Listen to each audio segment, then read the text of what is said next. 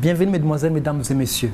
Le secteur minier au Burundi suscite un grand intérêt ces dernières années.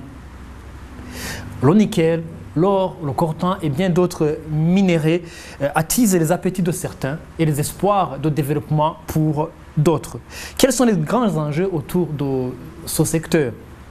Quels sont les mécanismes prévus pour assurer la transparence dans ce domaine, d'autant plus que certaines ONG critiquent la manière dont ce secteur est géré et parlent d'opacité. C'est là les grandes questions qu'on va voir aujourd'hui dans notre émission. Nous avons deux invités. Nous sommes avec M. Daniel Ngendakuliyo. Vous êtes ingénieur des mines, chargé des ressources naturelles dans une ONG allemande, GIZ, qui fait beaucoup de choses dans ce secteur. Bienvenue M. Daniel. Merci. Oui, nous sommes également avec M. Frédéric Bamvugnyumvila. Vous êtes consultant, vous avez fait une étude autour de ce secteur, une étude qui s'appelle « Analyse de la transparence et de la responsabilité dans la gestion de l'industrie extractive au Burundi, défis et suggestions », une étude qui a été faite avec l'appui des Nations Unies, de l'Union européenne et de l'ORICOM. Bienvenue M. Frédéric Bamvugnyumvila. Merci. Oui. Je tiens aussi également à préciser que nous avions sollicité la présence du ministère d'énergie et mines sur le plateau, mais malheureusement, on n'a pas pu, ils n'ont pas voulu, ils n'ont pas eu le temps, selon eux, pour participer dans cette émission. Mais qu'à cela nous tienne, ma première question revient à M. Daniel Ngendakuliyo. M. Daniel Ngendakuliyo, une simple question pour commencer. Quelle est la potentialité minière au Burundi? Merci, monsieur. On peut dire que le Burundi, c'est d'abord un petit pays, comme vous le savez. Mais c'est un pays, disons, aujourd'hui connu comme pas minier du tout. Si vous allez dans le secteur, si vous allez dans beaucoup de pays, vous demandez s'ils connaissent le Burundi du point de vue minier, ils vous diront non. Mais je dirais quand même que notre pays, quoique petit, a un certain potentiel. Nous pouvons citer notamment, disons, les minéraux les plus connus chez nous, connus de presque tout le monde. Depuis plus de 40 ans, je crois, tout le monde a appris ou a entendu qu'on parle de Musongati, du nickel de Musongati. Effectivement, le gisement de nickel, il y a un gisement de nickel à Musongati. Et c'est un des bons gisements pratiquement latéritique de nickel dans le monde. Nous avons également d'autres gisements de nickel, notamment à Ouaga et à Nyabikere en province de Karusi. Et il y a des indices sérieux aussi du nickel sulfuré à Rutovu. Vous avez aussi vers Mabanda sur la chaîne Inanzegwe. Là aussi, il y a des indices de nickel. On peut donc dire que, d'une façon générale, la minéralisation de nickel est assez répandue dans notre pays.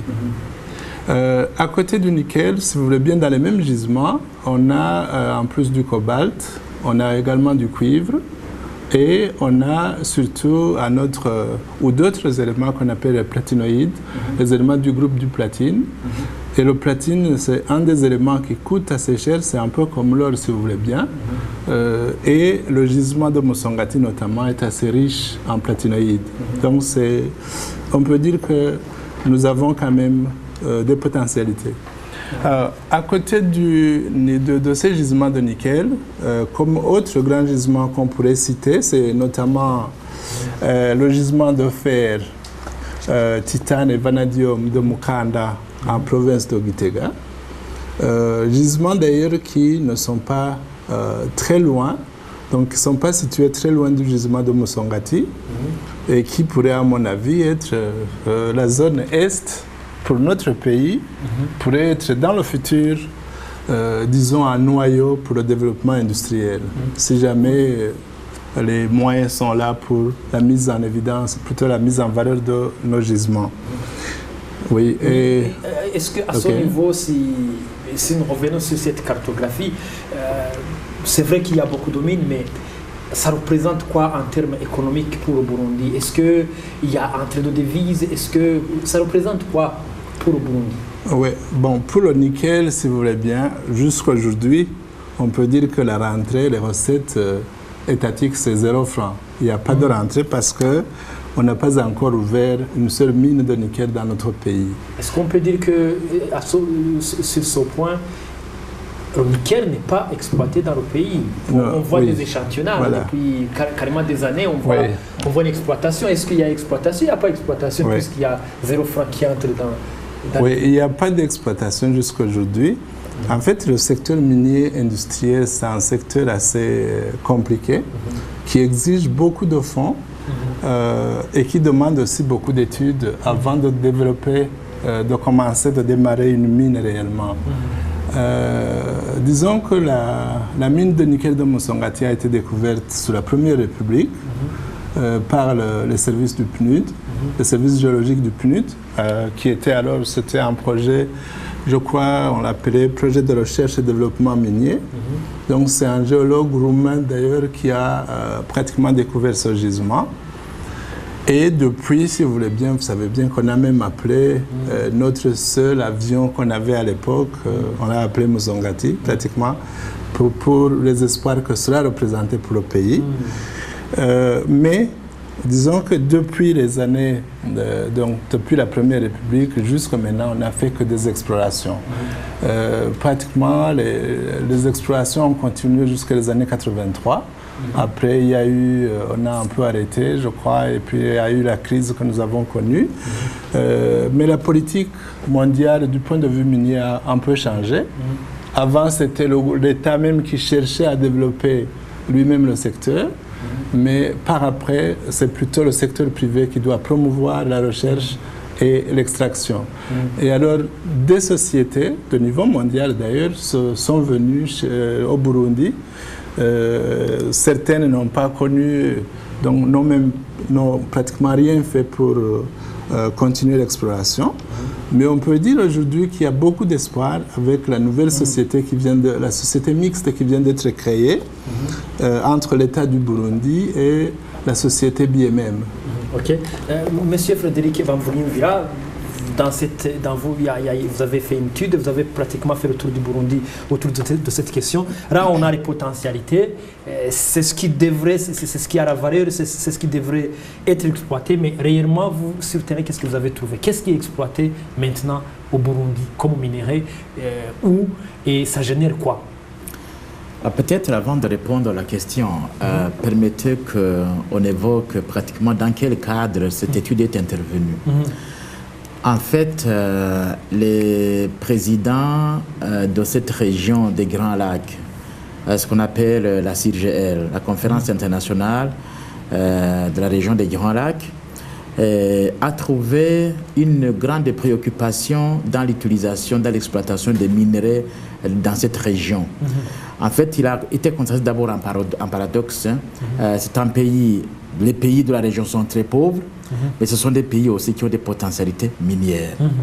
Alors, ça veut dire que les minerais sont exploités de façon anarchique, à tel point que ça ne profite pas aux populations pour s'enrichir, mais ça profite à quelques individus. Alors, c'est pour cette raison que la CIRGL a décidé d'animer beaucoup de sommets de chefs d'État pour parler de la question. En plus, il a été constaté que ces minerais sont utilisés pour alimenter les conflits guerriers, les conflits des rebelles, donc à tel point que ça devient une menace pour la région. Au lieu d'avoir la paix, on a la déstabilisation politique, on a la déstabilisation économique. Donc on ne peut pas avancer. Maintenant, l'objectif c'était de transformer cette menace en une opportunité pour que l'Afrique, la région des Grands Lacs puisse en profiter. Alors c'est dans ce sens-là que il a été tenu une réunion des chefs d'État, je crois en 2006, en décembre 2006 à Nairobi, et puis je crois que c'était en 2010 à Lusaka, où ils sont revenus sur la nécessité de gérer cette question dans ce qu'on appelle justement le cadre de l'ITIE. ITIE, c'est Initiative pour la transparence dans l'industrie extractive.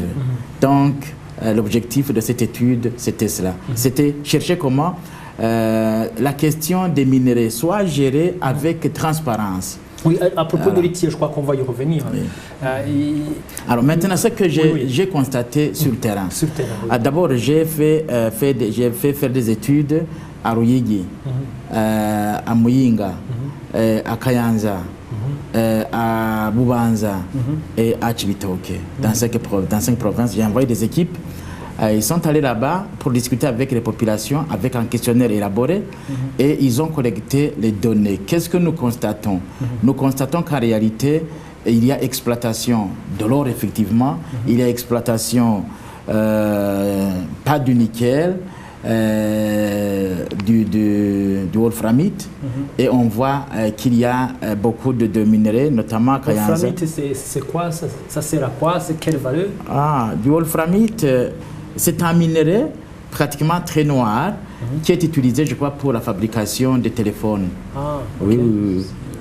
C'est plus pour l'acier. Voilà. C'est un alliage pour l'acier. Oui. Voilà.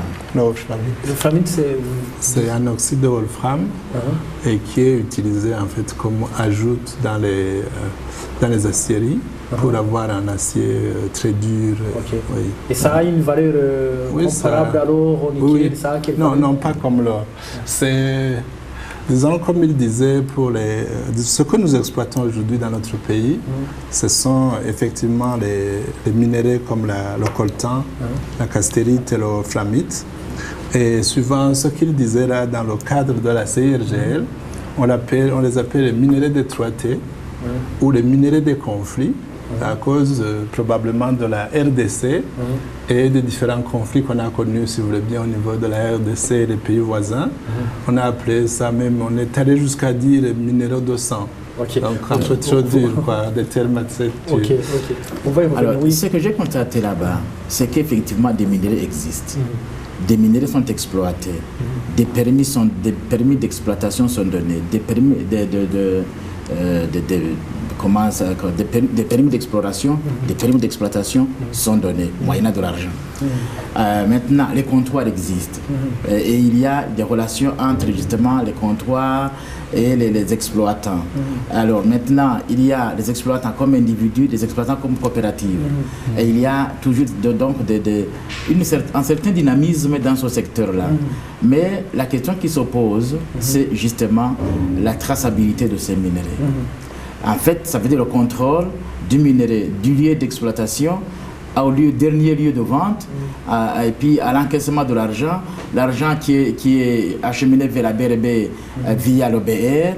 Et maintenant, la question qui se pose, de la BRB, l'argent va où? Donc, voilà. Si je vous suis bien, le pays ne gagne rien dans cette affaire. Il n'y a pas d'impôts, il n'y a pas de taxes. Qu'est-ce que le pays gagne concrètement? Qu'est-ce que le peuple gagne? C'est ce que je vais vous dire. D'abord, sur le terrain, la commune a des taxes, mais des taxes qui ne sont pas légalisées.